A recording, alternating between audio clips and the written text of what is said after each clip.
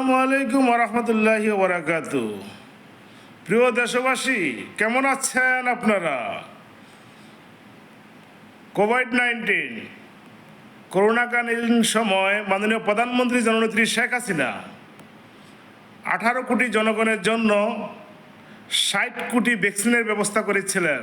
কারণ অনেক ভ্যাকসিন নষ্ট হয়ে যেতে পারে, খারাপ হয়ে যেতে পারে, এই জন্য অতিরিক্ত ভ্যাকসিনের ব্যবস্থা করেছিলেন। সমগ্র বিশ্বের উন্নত রাষ্ট্রগুলো এক একটা ভ্যাকসিন বাংলার টাকায় 8,000 টাকা করে বিক্রি করেছেন। আমি যে দেশে থাকি, এ দেশের 3টা ভ্যাকসিনের দাম ছিল 24,000 টাকা। অথচ উন্নত দেশ কোনো ফ্রি দেয়নি। অথচ বাংলাদেশে প্রত্যেকটা নাগরিককে মাননীয় প্রধানমন্ত্রী ভ্যাকসিনের ব্যবস্থা করেছিলেন। কারণ শেখ হাসিনা বাংলাদেশের জনগণকে ভালোবাসেন।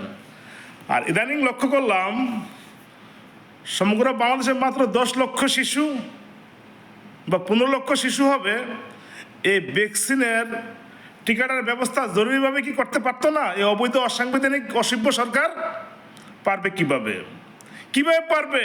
সে তো অসাংবিধানিক, সে তো প্রাইমারি বিশ্ববিদ্যালয়ের অছাত্র কুছাত্র, এই জন্য উনি পারে নাই। উনি যদি সুশিক্ষায় শিক্ষিত হতেন, ওনার যদি সে মেধা থাকতো, প্রজ্ঞা থাকতো, তাহলে সর্বোচ্চ 2 থেকে 3 ঘন্টার মধ্যেই এই সমস্যাটা সমাধান করতে পারত।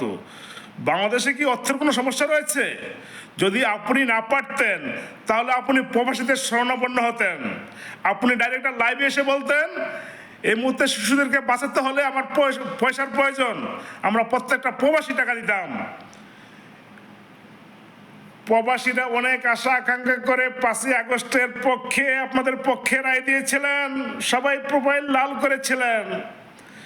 মাননীয় প্রধানমন্ত্রী শেখ হাসিনা 2.5% শতকরা 2.5 টাকা প্রবাসীদেরকে প্রণোদনা দিয়েছিলেন। 1 লক্ষ টাকা দেশের বাড়িতে আমরা পাঠালে 2,500 টাকা শেখ হাসিনা আমাদেরকে বোনাস দিতেন, আমাদেরকে উৎসাহ দিয়ে। সে 2,500 টাকা দিয়ে আমাদের ছেলে মেয়ের বই পুস্তক কলমের টাকাটা হয়ে যেত। আর ইতিমধ্যে আপনি ঘোষণা করেছেন কি, প্রবাসীদেরকে আইক্যওয়ালা বাঁশ দিচ্ছেন, আইক্যওয়ালা বাঁশ। প্রত্যেক প্রবাসীর থেকে আপনি 7.5% করে কাইটে নেবেন। মানে 100 টাকা দেশে পাঠাইলে 7.5 টাকা আপনাকে দিতে হবে, তাই না?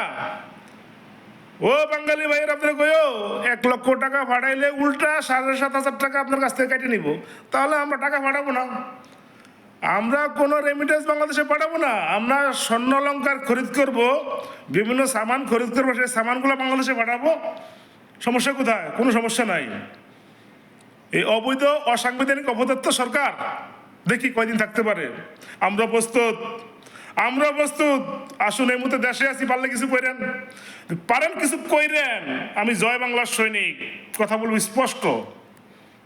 জয় বাংলা, জয় বাংলা, জয় বাংলা।